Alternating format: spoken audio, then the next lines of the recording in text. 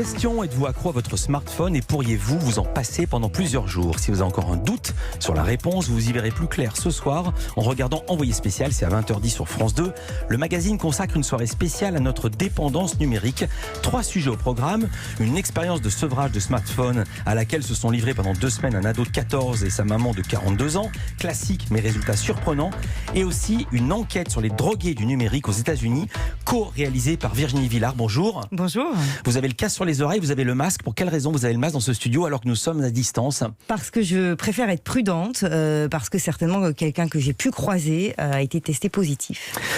Face à vous, un troisième personnage, il y aura un troisième reportage consacré aux repentis des applis. Il est face à vous, il est co-réalisé ce reportage par Yvan Martinet. Bonjour. Bonjour.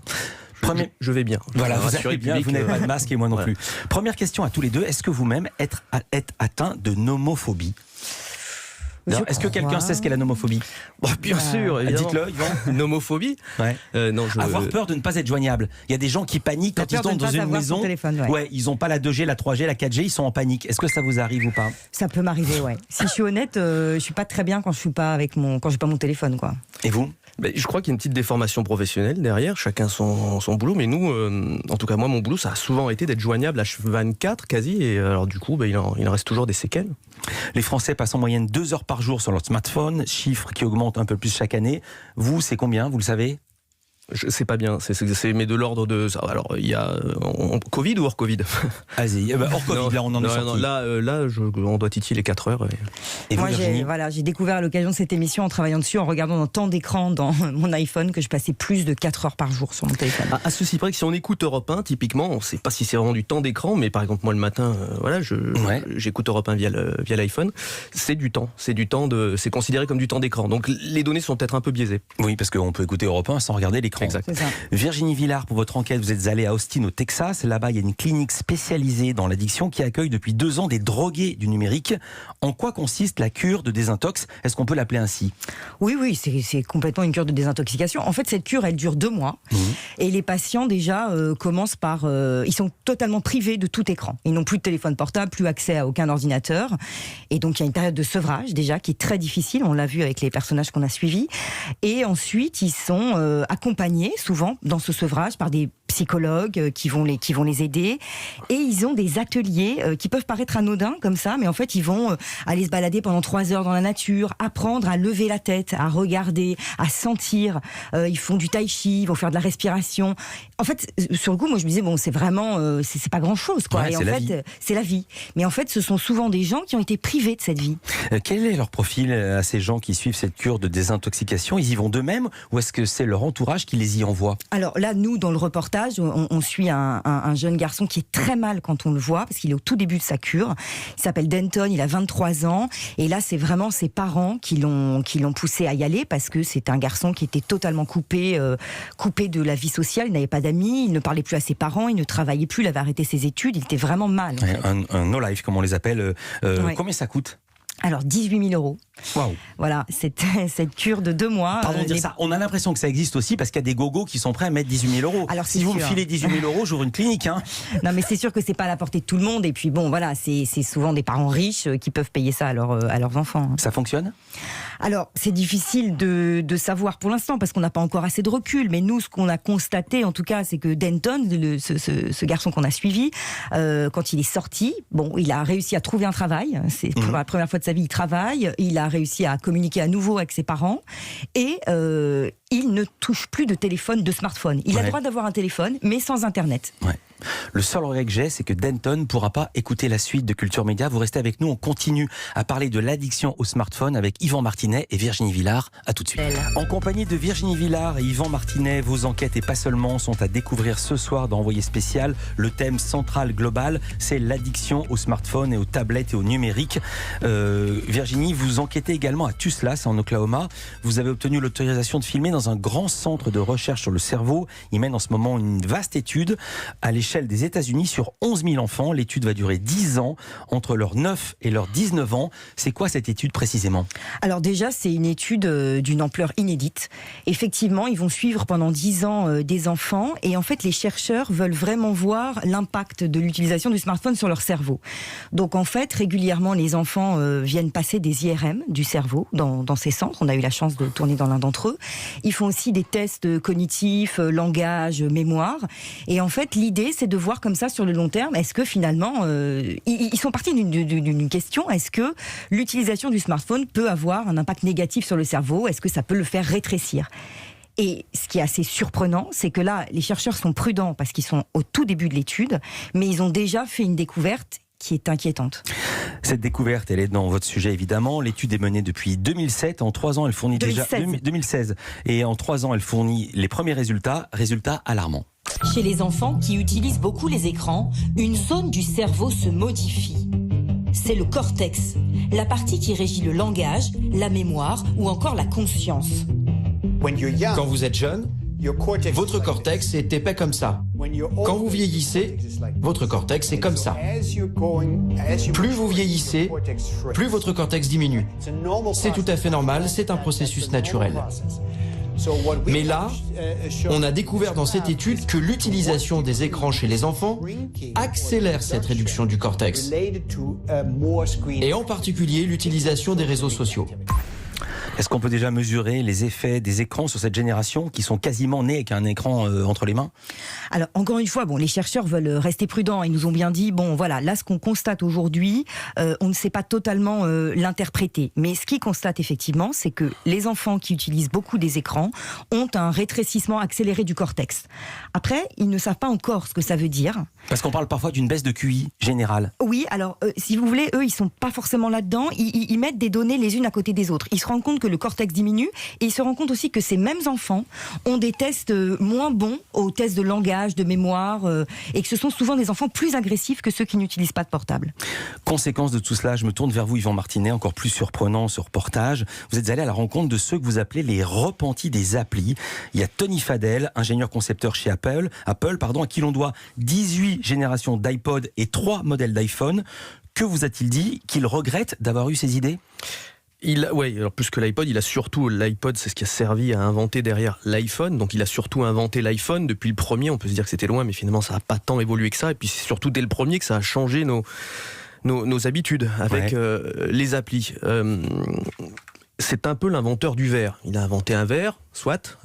Maintenant, le verre, vous en faites ce que vous voulez. Si vous mettez de l'alcool dedans, il n'est pas responsable. Il en est un peu là. Il a inventé un outil et ce qu'il constate, c'est que ce que l'on fait de l'outil le dérange. Donc il n'est pas en train de renier son bébé par ce point. Mais quand même, il dit dans le sujet, pour lui, il dit il faut combattre le monstre. Oui, parce qu'il se rend compte que, lui le premier, il le dit dans le sujet aussi, quand il est au restaurant, comme nous tous, il voit autour de lui ces familles qui, au lieu de se parler, au lieu de se regarder, sont toutes sur leur portable et évidemment sale navre. C'est même l'occasion de scènes de ménage chez lui, puisque sa femme l'engueule parce que les enfants sont trop scotchés au portable. Et il a inventé un truc, et aujourd'hui, et c'est ce qu'on retrouve dans chacun des personnages de ce reportage, les repentis, il éprouve une certaine forme de culpabilité. Autre personnage que vous avez rencontré, Guillaume Chalot, il est ingénieur, il a travaillé pour YouTube.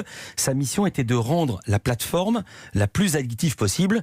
On ne peut pas dire qu'il ait échoué. Il a témoigné facilement ? Oui, parce que il est lanceur d'alerte maintenant. Ouais. Il a été lui-même, après avoir travaillé chez YouTube, programmateur, il n'a pas inventé l'algorithme, mais il l'a perfectionné, il l'a rendu encore plus efficace. Exactement. Et un jour, il s'est réveillé, il avait évidemment un très bon salaire, il roulait en Porsche, il vivait en Californie, il allait surfer, etc. Mais un jour, il s'est réveillé avec, allongé à côté de lui, la culpabilité. Il a dit stop. Et de ce jour, il a décidé de se lancer dans une croisade. On va raconter ce qu'il fait maintenant. D'abord, je voudrais qu'on entende un exemple que vous donnez. C'est l'exemple de l'élection présidentielle de 2017. Il a stocké les vidéos les plus recommandées sur YouTube pendant la campagne électorale. Et le résultat est surprenant. La deuxième vidéo la plus recommandée, le 30 avril 2017, c'était une vidéo de Dieudonné sur Macron ou Le Pen. Cette vidéo, elle a été recommandée par YouTube des millions de fois. Probablement de l'ordre de 10 millions de fois. C'était la vidéo qu'il fallait promouvoir pour que YouTube ait le plus de publicité. Vous avez travaillé sur cet algorithme, vous avez participé à ce que, dans un temps fort démocratique en France, on ait ce genre de proposition. Voilà, donc j'ai contribué à ce que l'algorithme propose des résultats toxiques juste pour que Google maximise ses revenus publicitaires. Ça vous fait quoi de vous dire ça ? Je me sens responsable et coupable et maintenant ma responsabilité c'est de parler de ça pour qu'on change les choses. Responsable et coupable, c'est quoi sa vie aujourd'hui à ce repenti de YouTube ? Aujourd'hui, il vit d'une bourse de Mozilla. Il a finalement capté beaucoup l'attention après avoir quitté YouTube. Déjà, 1, c'était courageux. 2, il s'est vraiment lancé, c'est-à-dire en renonçant à ce salaire, etc. Donc, sur ses frais, il s'est lancé dans cette croisade. Et aujourd'hui, il est très identifié comme monsieur éthique. Au point, et c'est presque un paradoxe, que c'est un peu une sorte de greenwashing, au point que les Facebook, les Apple, etc., maintenant viennent sonner à sa porte et essayent de le débaucher pour l'avoir dans leurs effectifs comme garde-fou, comme monsieur éthique. Pour l'avoir, pour le faire travailler ou pour l'avoir en disant au monde entier, regardez, il est avec nous. Ah ça, je suis ni chez Facebook ni chez Apple, mais voilà. En tout cas, il y a une prise de conscience. Tout à l'heure, quand je vous demandais combien de temps vous passiez par jour sur votre smartphone, je vais arriver à le dire, vous m'avez fait cette question avant ou après le Covid. Qu'est-ce que le Covid a changé ? Et qu'est-ce que le Covid a changé pour eux, pour ces gens ? C'est marrant. Je leur ai envoyé un mail, comme on le fait parfois, pour leur dire, le sujet passe. Ce sujet, il a été tourné avant le Covid. On pouvait s'interroger sur notre rapport les uns les autres au portable.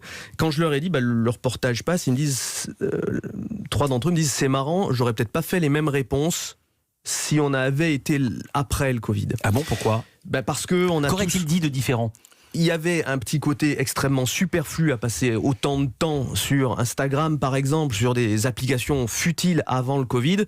Pendant le Covid, à travers les enfants qui étaient scolarisés via leur tablette, à travers les personnes âgées dans les EHPAD qui étaient peut-être un petit peu désenclavées, extraits de leur solitude grâce aux tablettes, on a peut-être mesuré aussi qu'il y a un caractère absolument nécessaire, indispensable à vivre avec.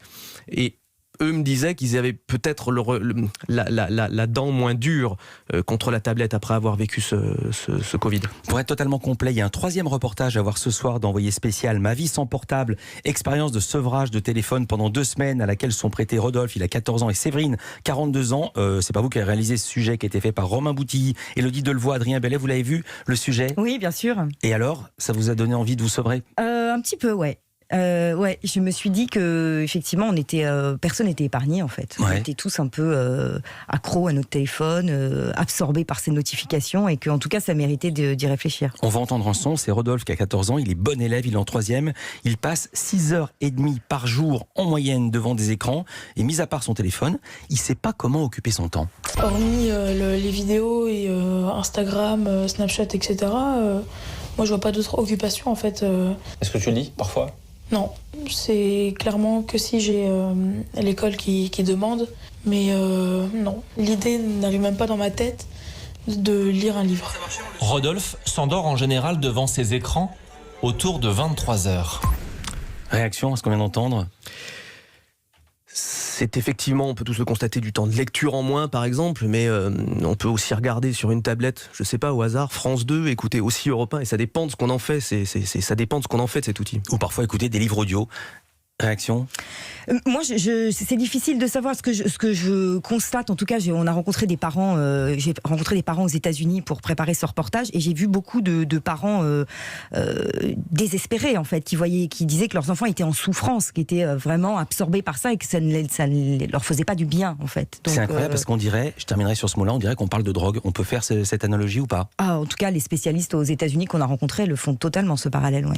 Merci beaucoup Yvan Martinet, merci Virginie Villard d'avoir été avec nous en direct, et vos sujets et d'autres sont à voir ce soir d'Envoyé spécial.